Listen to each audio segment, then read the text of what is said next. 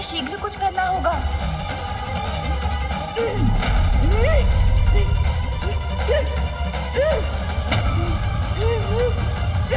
प्रभु,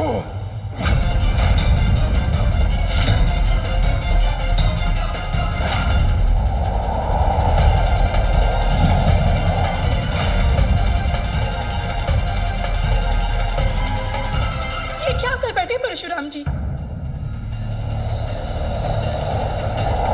और तीव्र गति से जाना होगा, इन्हें खंडित नहीं होने दूंगा। इस अनर्थ को होने से रोकना होगा मुझे।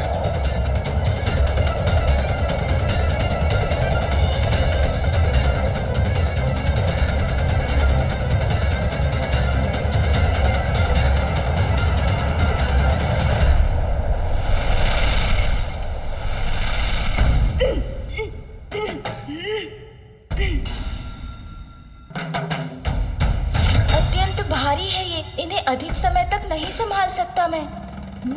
भार अकस्मात कम होने लगा है, अब कोई चिंता नहीं।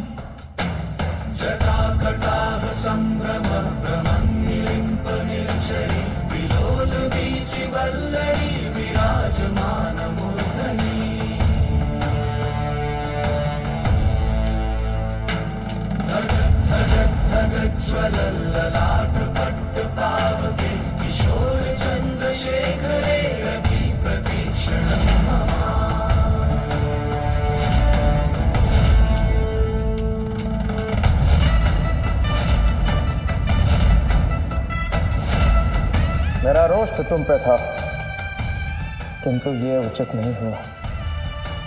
रोष से तो सदा दोषी उत्पन्न होता है प्रभु। आइए, इन्हें पुनः इनके स्थान पर स्थापित कर दें।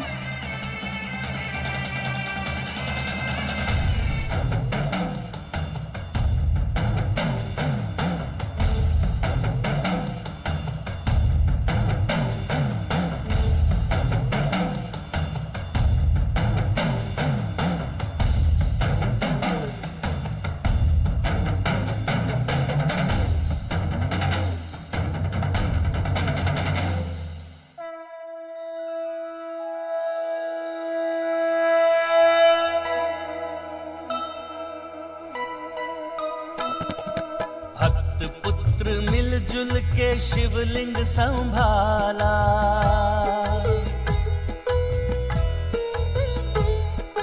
कितना मनोहर है दृश्य ये निराला।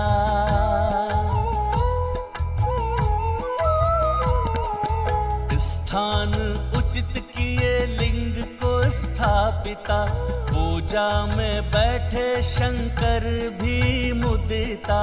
नंदी व तोतला गण भावुक हो आए, नारद सहित देव सारे ही हर्षाए। जय गणेश जय गणेश जय गणेश देवा, माता जाति पार्वती पिता महादेवा।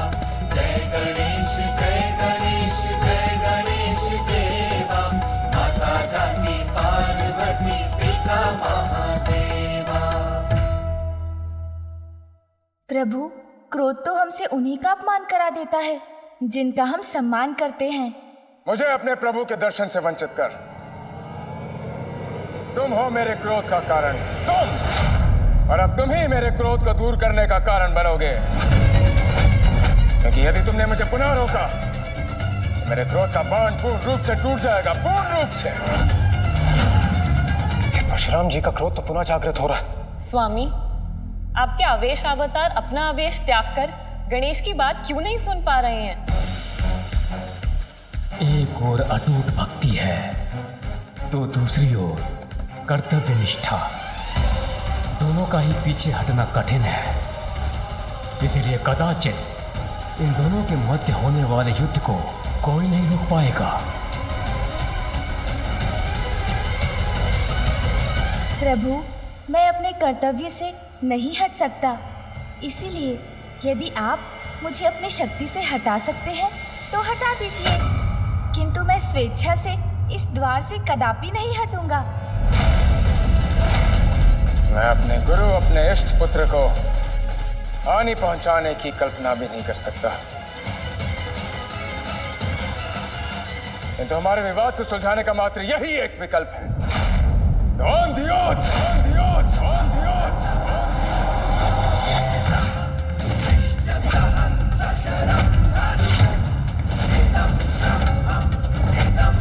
महादेव पुत्र गणेश, मैं तुम्हें चुनौती देता हूं। मुझसे मल युद्ध करने की चुनौती, मल युद्ध करने की चुनौती, मल युद्ध करने की चुनौती।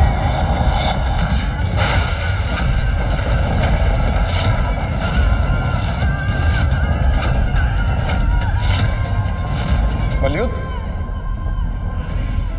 ये तो अनुचित कर रहे हैं परशुराम। मलयुद्ध में तो ये पारंगत है, इसमें इन्हें कोई पराजित नहीं कर सकता। क्या तुम्हें यह चुनौती स्वीकार है? ये तो अनल तो दादा तमत्याते समाधान था तो ये उपाय सुझाई धनंदी अन्यथा अनल तो दादा मल्लिक के प्रस्ताव तो चीताल बत्ती दिए अचीताल दल दी दिए।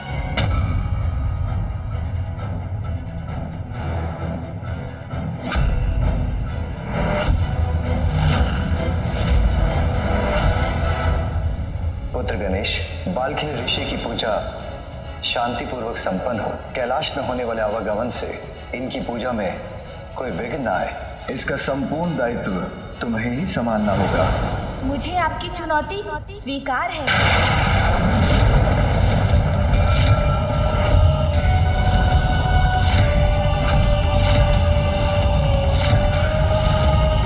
स्वयं अपने आप को इस विकट परिस्थिति में क्यों डाल लिया आपने गणेश जी? इस युद्ध में यदि आपने मुझे चित्त कर दिया तो मैं अपनी पराजय स्वीकार कर लूंगा और आप भीतर जाने के लिए मुक्त हो जाएंगे। उचित है। किंतु इस मल युद्ध का एक और नियम होगा। कैसा नियम? यदि ये युद्ध कैलाश में हुआ तो मेरे माता पिता की पूजा में व्यवधान उत्पन्न होगा और वो मैं नहीं चाहता। ठीक है। ये द्वंद्व युद्ध कैलाश के बाहर होगा।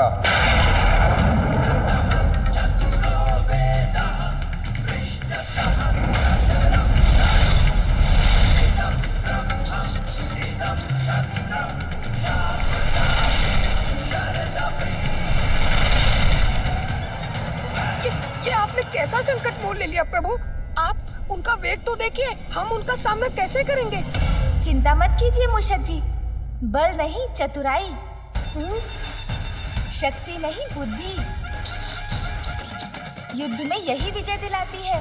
अच्छा, मैं आपके वेग से वहां नहीं आ सकता प्रभु, इसीलिए आपको थोड़ी प्रतीक्षा करनी होगी। मुझे गणेश जी को रोकना होगा, अन्यथा अनर्थ हो जाएगा। गणेश जी! चलिए मूषक जी। जी प्रभु। रुकिए प्रभु, रुक जाइए प्रभु, रुकिए। गणेश जी रुक जाइए। गणेश जी। आहत हो इसलिए गणेश जी को रोकने में विलंब हो गया। अब तो यही प्रार्थना है माता महादेव, आपकी पूजा शीघ्र संपन्न हो और आप दोनों स्वयं आकर इस युद्ध को रोकें।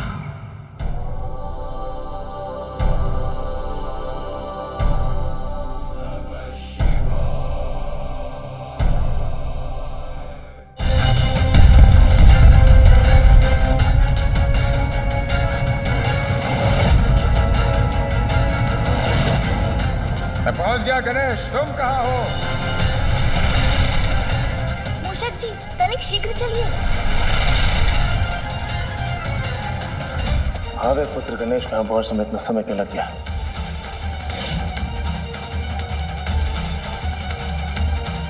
मैं आ गया प्रभु।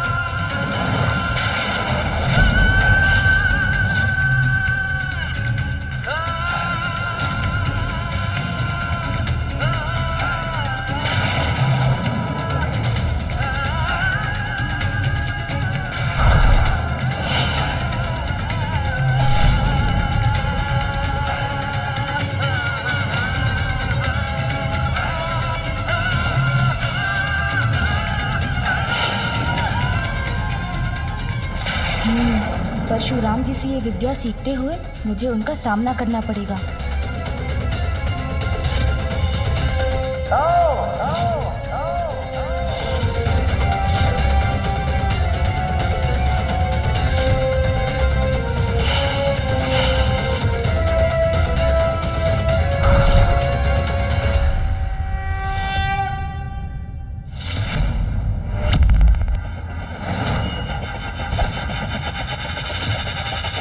आरंभ हुआ है युद्ध प्रचंड, होगा जिसका भयंकर अंत।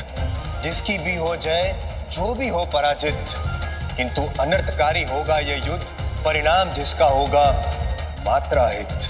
नियति गणेश के समक्ष ऐसी स्थितियां क्यों उत्पन्न कर रही है कि उसे माता पिता की आज्ञा का पालन करने के लिए बार बार अपनों से ही युद्ध करना पड़ रहा है।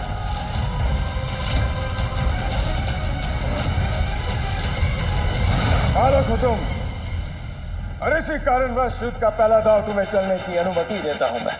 आओ। प्रभु, मेरे पिता की परम भक्त हैं आप, प्रबल प्रतापी हैं, महाज्ञानी हैं। किंतु प्रभु, जो अपनी इच्छाओं के वश में रहते हैं वो अपने क्रोध को वश में नहीं कर पाते। अपना क्रोध शांत कर इस अनावश्यक युद्ध को अभी भी टाल सकते हैं आप। स्मरण रहे, तुम्हें चित करने के पश्चात तो मुझे मेरे प्रभु के दर्शन से रोकोगे नहीं। अग्रतः चतुरो वेदः पृष्ठतः सशरं धनु इदं ब्रह्मम्। प्रतीत होता है अर्थात अब वो आक्रमण करने को तत्पर हैं।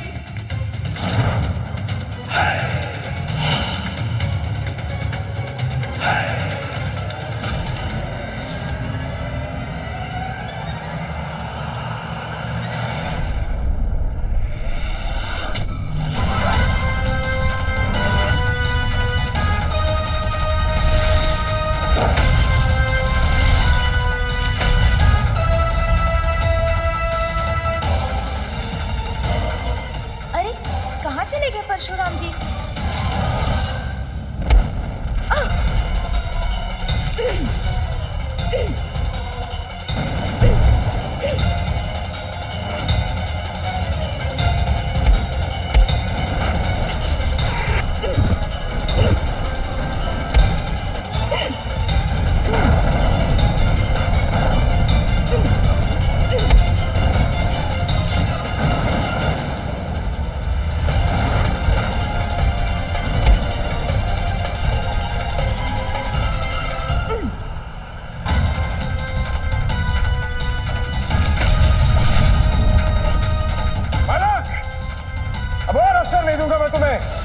अपने अगले दांव से तुम्हें मैं चित कर दूंगा।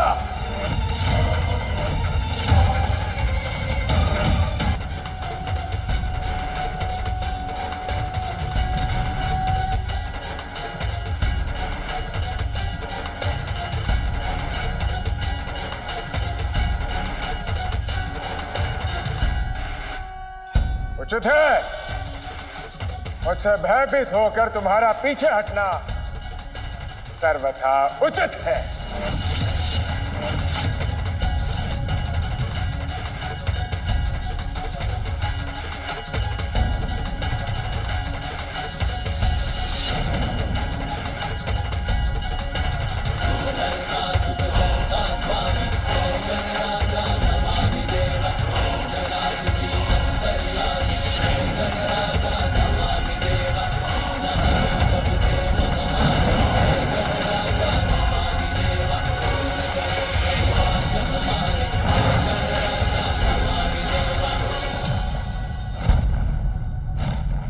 नारायण नारायण, अद्भुत अद्भुत है गणेश जी की दूरदर्शिता।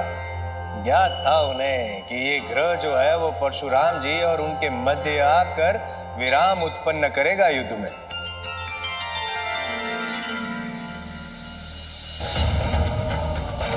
गणेश, गणेश, युद्ध से भयभीत होकर भागना उचित नहीं है। चुनौती स्वीकार किया तुमने, तो मैं समक्ष और युद्ध करो मुझसे। गणेश! ना छिपा हूँ ना भागा हूँ। प्रभु मुड़कर देखिए, मैं तो यही हूँ, आपके पीछे।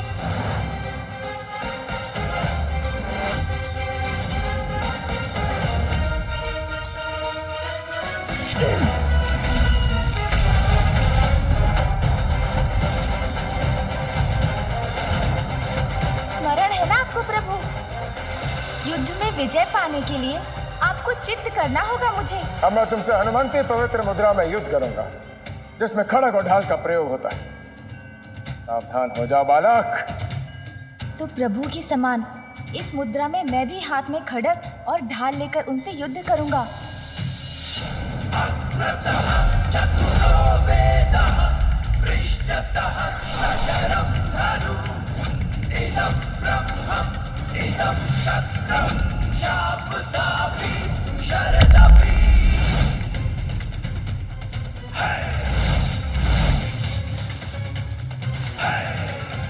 अस्त्र भले ही हाथों में हो, कदमों की भूमिका भी कम प्रतीत नहीं हो रही।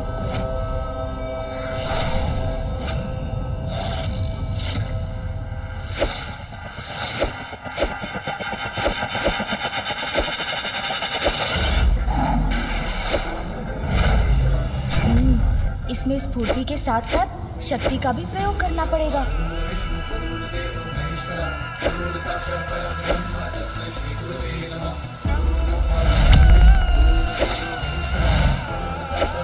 हर क्षण में इतने बार किए जाते हैं कि प्रतियोगी को संभलने का अवसर ही ना प्राप्त हो।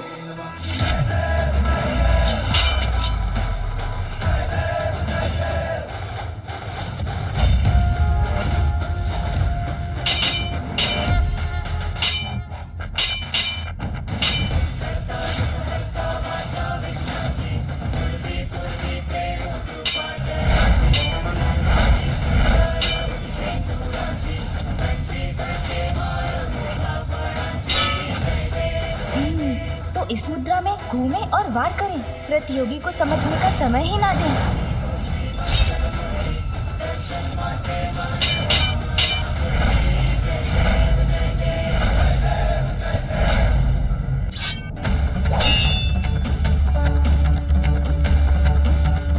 बस बहुत हुआ बालक, अब मैं तुम्हारा खड़ग और ढाल व्यर्थ कर दूंगा।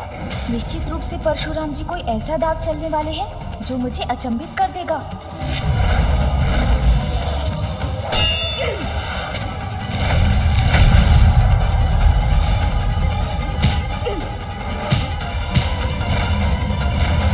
अब इस दाव के साथ अंत होगा इस युद्ध का।